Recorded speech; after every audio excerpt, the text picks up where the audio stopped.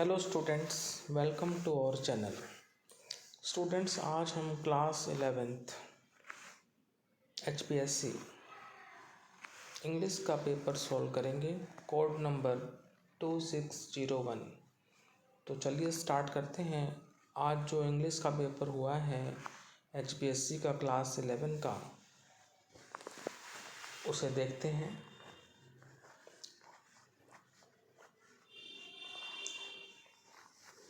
ये आप देख रहे हैं, जो भी पेपर के लिए इंस्ट्रक्शंस हैं वो आपने देखे भी होंगे। हम आपको जो है सिर्फ आंसर्स जो हैं वो प्रोवाइड करेंगे। ये जनरल इंस्ट्रक्शंस आप देख रहे हैं। The question paper is divided into 4 sections A, B, C and D। All the sections are compulsory. Second है attempt all the parts of a question together. और थर्ड है stick to the word limit wherever prescribed. Now section A, reading skills. First है आपका read the following passage carefully and answer the questions that follow. ये है आपका comprehension passage, unseen passage है आपका। ये आपको 2 अनसीन पैसेज मिल रहे हैं, तो उनमें से आपको एक अटेम्प्ट करना है। ये आपका जो है अनसीन पैसेज है।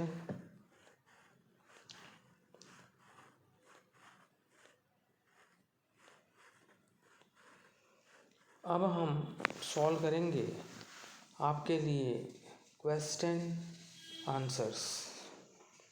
तो इसमें फर्स्ट क्वेश्चन है आपका, according to World Health Organization how much salt is recommended in one's daily diet. ये आपसे पूछा है। तो 5 ग्राम्स जो है इसका राइट आंसर है। ऑप्शन बी 5 ग्राम्स जो है वो करेक्ट है। अब चलते हैं क्वेश्चन नंबर 2 पर। What is the average global salt consumption as mentioned in the passage। तो वो है स्टूडेंट्स 10.8 ग्राम्स। ऑप्शन डी आपका राइट आंसर है। अब चलते हैं क्वेश्चन नंबर 3 पर। What are the health consequences of excessive salt intake as mentioned in the passage. तो यहाँ पर आपका राइट आंसर होगा option C, high blood pressure and heart disease। What are the health consequences of excessive salt intake as mentioned in the passage? High blood pressure and heart disease। Option C is correct। Now question number 4, what is the relationship between high salt consumption and obesity as mentioned in the passage? तो students यहाँ पर आपका जो right answer है वह है option B, high salt impairs metabolism and promotes obesity. High salt consumption reduces the size of, आपका जो यहाँ पर राइट आंसर होगा कि जो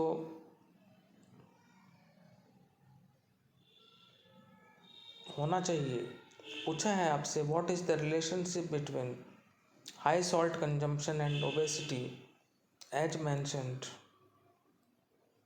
इन द पैसेज।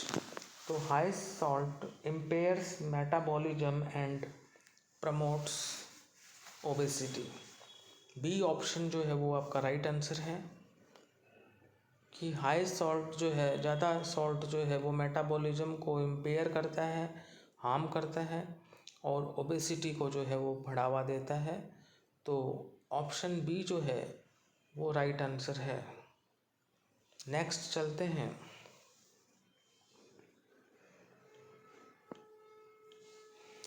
क्वेश्चन नंबर 5 पर। How do the Yanomami people in the Amazon rainforest differ from the average salt intake। तो इसका राइट आंसर होगा option D, they consume less than 1 gram of salt per day. They consume less than 1 gram of salt per day is the right answer. Now question number 6. What effect did reducing salt intake by 5 to 8 grams daily have on systolic blood pressure in population studies?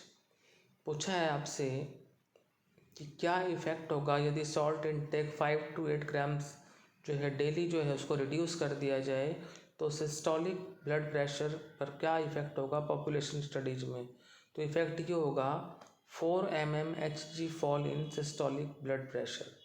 Effect होगा 4 mmHg fall in systolic blood pressure.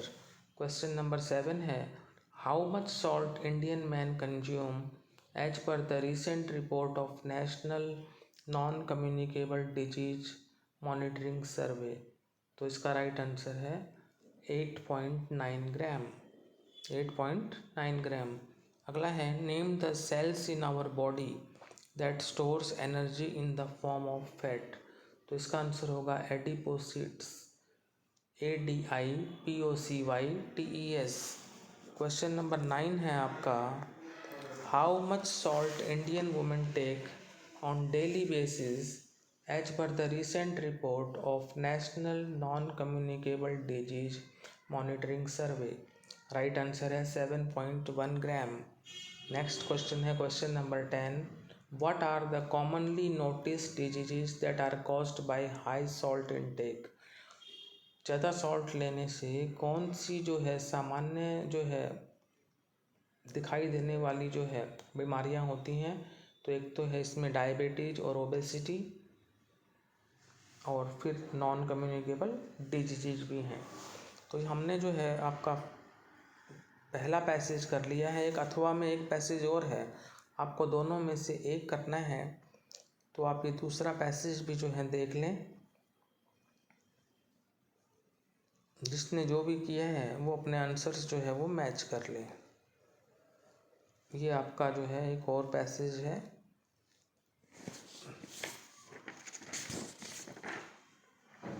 अब देखते हैं questions को। Complete the sentence by choosing N appropriate option. Besides teaching students how to read and write and to count and calculate, our primary aim should be molding their personality in the right way. Molding their personality in the right way. Option B is correct. Now, question number 2. Select the option that conveys the opposite of unsympathetic from words used in paragraph 1. तो अनसिम्पैथेटिक का जो opposite होगा वो होगा tender. Option D right है। अब चलते हैं क्वेश्चन नंबर 3 पर।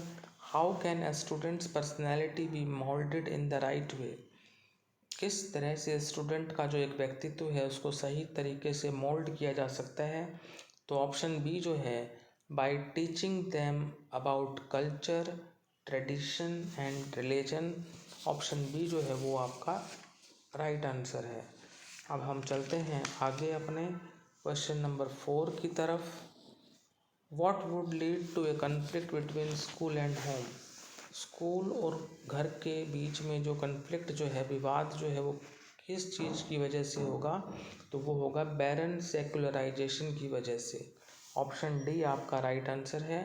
क्वेश्चन नंबर 5 है आपका select the most suitable title for the above passage from the options given. तो उसका सूटेबल टाइटल होना चाहिए religion and moral policing. Religion and moral policing. Option A right है। अब चलते हैं क्वेश्चन नंबर 6 की तरफ। Comment on the problems which cause great worry to our educationist as mentioned in paragraph 1। तो जो प्रॉब्लम्स हैं जो हमारे एजुकेशनिस्ट को बहुत ज़्यादा चिंता देते हैं वो उनको मेंशन करना है जिनका जिक्र पैराग्राफ 1 में किया गया है। तो वो प्रॉब्लम है पहली तो problem of religious and moral instruction, धार्मिक और नैतिक इंस्ट्रक्शंस की प्रॉब्लम। और दूसरी है problem arising out of a large variety of languages, विभिन्न भाषाओं की जो किस्में हैं, जो उनकी वैरायटी है, उसकी वजह से जो समस्याएं पैदा होती हैं। अगला क्वेश्चन है question number 7, list 2 ways in dealing with education of children to solve the aforementioned problems. Clue आपको दे रखा है, what should be taught them, तो उनको क्या करना चाहिए, train to love one another, एक दूसरे से प्यार करने के लिए ट्रेन किया जाना चाहिए, to be tender to the lower animals, कि जो लोअर एनिमल्स के प्रति वो टेंडर रहें, कोमलता रखें, and to observe and think right, और जो देखें कि क्या सही है और वही सोचें, सही सोचें। क्वेश्चन नंबर 8 है आपका, based on your understanding of paragraph 2 list one major problem that we face in schools today that these had over the fishing nets being used in present times to look after boys and girls born in different forms of worship associated with different denominations of religion। तो ये है कि भाई boys और girls दोनों को जो है देखना, जो कि डिफरेंट फॉर्म ऑफ वर्शिप्स में जो है पैदा हुए हैं और जो एसोसिएटेड हैं धर्म के विभिन्न डिनोमिनेशन से। तो ये है आपका आंसर। 9th पर चलते हैं, how can the spiritual needs of children be met, जो बच्चे हैं उनकी आध्यात्मिक आवश्यकताओं को कैसे जो है मेट किया जा सकता है, तो by evolving a suitable technique and method, एक जो उचित टेक्निक और मेथड विधि को इवॉल्व करके, और promoting an atmosphere of mutual respect, और आपसी सम्मान का जो वातावरण जो है उसको बढ़ावा देकर। क्वेश्चन नंबर 10 है, complete the given sentence with an appropriate inference with respect to the following changes that need to be brought in schools are, changes परिवर्तन जो कि schools में लाए जाने हैं वो हैं, to give basic trainings in our school to speak, हमारे schools में जो है बेसिक ट्रेनिंग देनी चाहिए बोलने की, and understand more language than one, और एक से ज़्यादा भाषाओं को समझा जाए, and to appreciate and respect the different religions prevailing in India, और भारत में जो विभिन्न धर्म हैं उनकी प्रशंसा की जाए और उनका सम्मान किया जाए। अब चलते हैं आगे, read the following passage and answer the questions that follow. तो स्टूडेंट्स ये जो पैसेज है आपका ये नोट मेकिंग के लिए है, इसे हम अगले वीडियो में सॉल्व करेंगे। इसमें लिखा हुआ है, based on the understanding of the passage make notes using headings and sub headings और in points, use recognisable abbreviations wherever necessary minimum four, also supply an appropriate title to it. तो ये note making का passage है, इसे बाद में देखेंगे next video में। इसी तरह से सेक्शन बी जो राइटिंग स्किल है, इसे भी हम अगले वीडियो में ही करेंगे। आप देख रहे हैं यहाँ पर सबसे पहले नोटिस है, उसके बाद एडवर्टीजमेंट है, फिर पैराग्राफ है, और उसके बाद रिपोर्ट है, फिर लेटर है, और फिर एप्लीकेशन है। इसको बाद में देखेंगे। अब है students section C grammar. Grammar जो है हम पहले ही अपलोड कर चुके हैं अपने चैनल पर, इसके लिए आपको वीडियो अवेलेबल है। सेक्शन सी जो ग्रामर है इसके लिए हमने जो है एक अलग से वीडियो बनाया हुआ है और वो चैनल पर ऑलरेडी अपलोडेड है, वहाँ से आप जो है ये ग्रामर देख सकते हैं। वहाँ पूरी की पूरी ग्रामर जो है वो सॉल्व कर रखी है। तो ग्रामर आपको ऑलरेडी अवेलेबल है हमारे चैनल पर। दोबारा अगर हम इसको सॉल्व करेंगे तो ये वीडियो हमारा काफ़ी लंबा हो जाएगा, ग्रामर आप वहाँ से देखें। तो इसके बाद ये ऑलरेडी है हमारे पास, ये रिपीटेड पेज आ गया। अब चलते हैं सेक्शन डी पर, जो कि मेन रीडर हॉर्नबिल है आपकी। जो हॉर्नबिल जो है आपकी, वहाँ से ये लिया हुआ है आपका जो पैसेज मेन रीडर है हॉर्नबिल, वहाँ से ये सारा लिया हुआ है। तो 7th जो है आपका section D main reader hornbill, जो ए है प्रोज, 7th है read the passage given below and answer the questions that follow. ये आपकी हॉर्नबिल बुक में से है और इसमें जो है आप देखेंगे कि ये जो पैसेज है ये डिस्कवरिंग टट द सैगा कंटिन्यूज में से है। डिस्कवरिंग टट द सैगा कंटिन्यूज में से है। अब क्वेश्चंस देखते हैं। पहला है name the chapter and it's author. इसके चैप्टर और ऑथर का नाम बताएं। तो चैप्टर का नाम है डिस्कवरिंग टट द सैगा कंटिन्यूज और इसके ऑथर हैं A.R. विलियम्स। इसके ऑथर कौन हैं? A.R. विलियम्स। सेकंड है why was the mummy in a bad condition. कि जो मम्मी है वो बैड कंडीशन में क्यों थी? इसका आंसर होगा because of what Carter did in the 1920s। Because of what Carter did in the 1920s। Third है when did Carter discover Tut's tomb. Carter ने टट्स के टॉम को कब डिस्कवर किया? तो Carter discover Tut's tomb in 1922।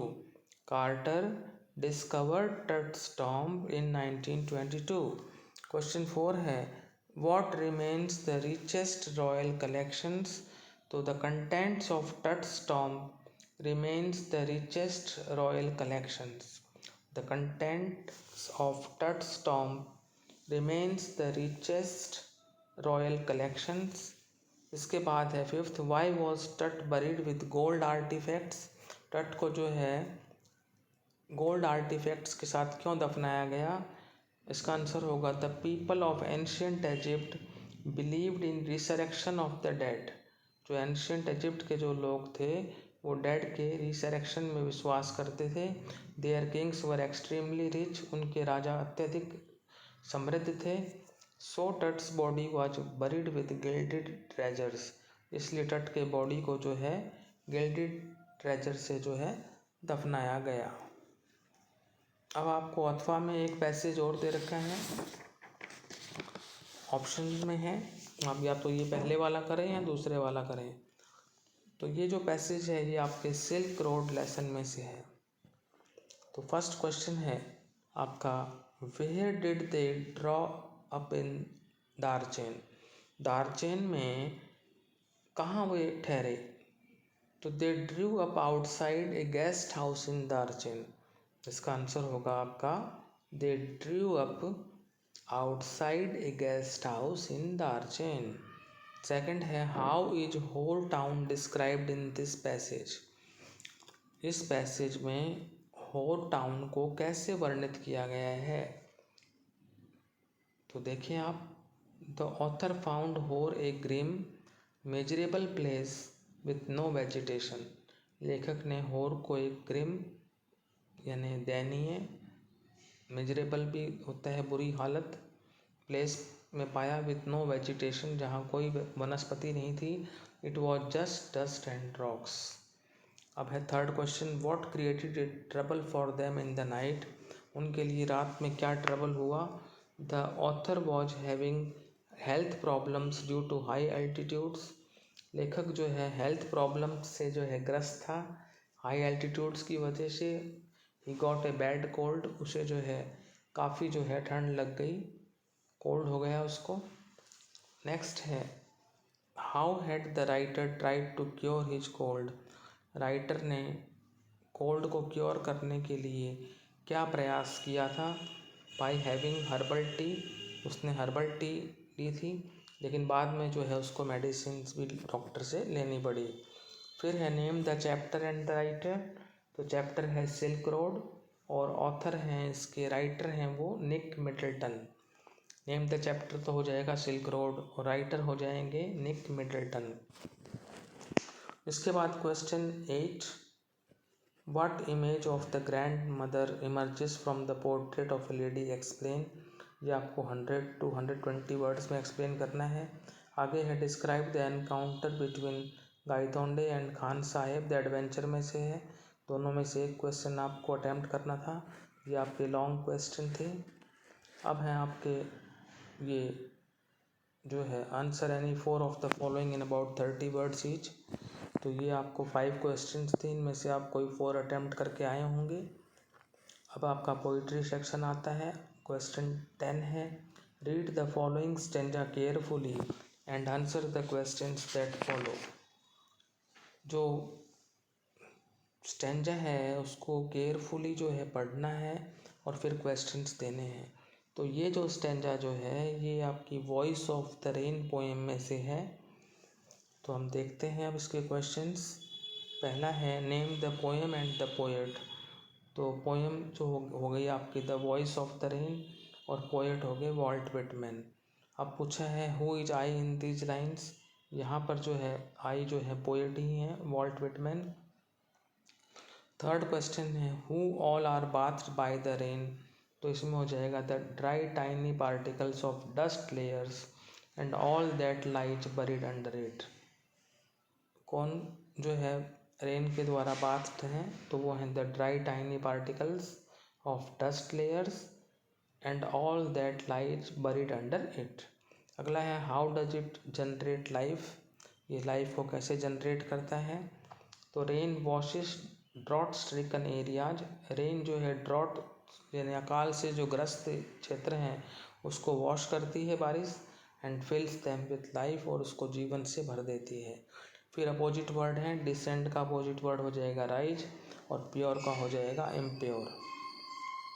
आगे है और ये एक और स्टेंजा है आपका और ये लिया गया है पोएम फादर टू सन से।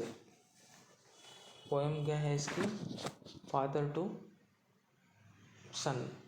तो क्वेश्चंस देख लेते हैं। Name the poem and the poet. तो पोएम तो हो गई आपकी फादर टू सन और पोएट हो गई आपकी एलिजाबेथ जेनिंग्स।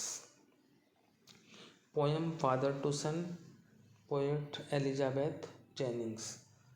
नेक्स्ट क्वेश्चन है question number 2 what type of a relationship is mentioned between the father and his सन।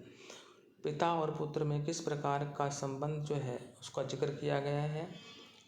इसमें कहा गया है कि the father knows nothing about his son. Father जो है अपने बेटे के बारे में कुछ नहीं जानता and they always misunderstand each other. और वे हमेशा जो है एक दूसरे को मिसअंडरस्टैंड करते हैं, गलत समझते हैं। That means both father and son are not having a good relationship. Now third one how is the child built. Child कैसे बिल्ट हुआ है, कैसे बड़ा हुआ है। The child is built according to father's design. जैसे पिता चाहता था, पिता का जो डिजाइन था उसके अनुसार ही बिल्ट हुआ है।